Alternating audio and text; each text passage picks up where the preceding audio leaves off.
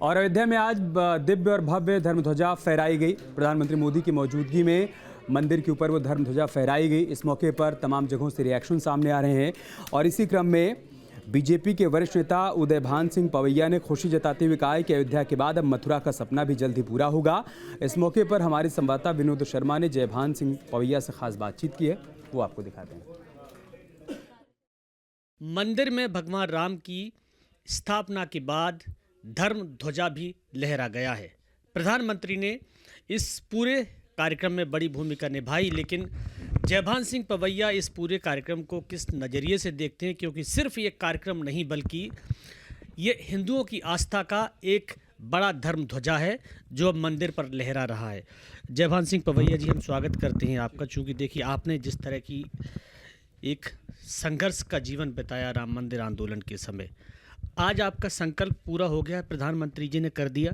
उन्होंने मंदिर आंदोलन को जिया है स्वयं के जीवन में, और जिनके जीवन की साध ही श्री राम मंदिर हो चुका था।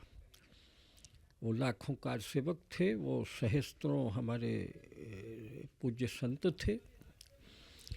कई परिवारों ने, एक माता ने तो अन्न ही छोड़ दिया था, जब तक नहीं बनेगा तब तक मैं छूंगी नहीं अन्न को।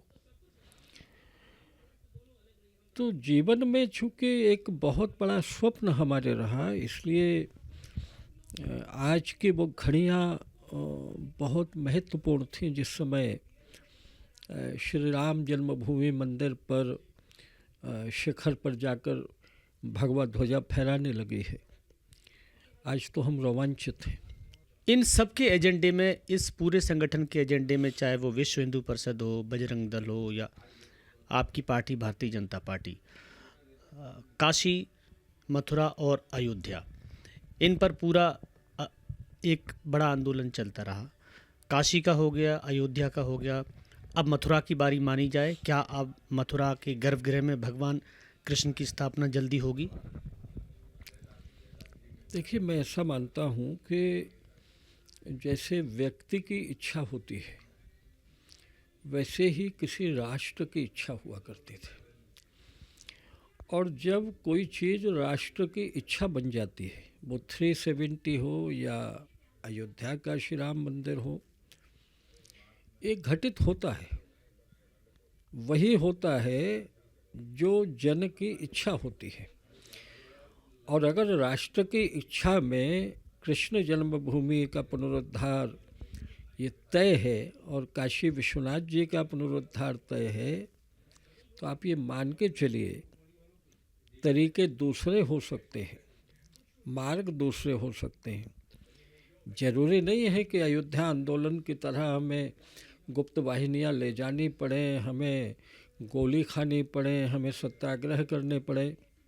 रास्ता कोई भी हो सकता है, मगर मेरा दृढ़ विश्वास है कि बहुत जल्दी ये दोनों सपने भी इस देश के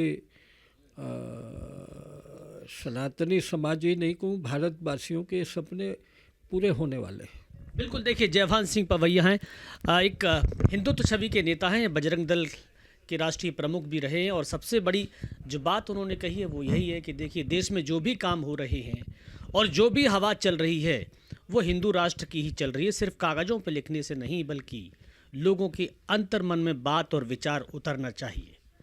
विनोद शर्मा, न्यूज स्टेट, ग्वालियर।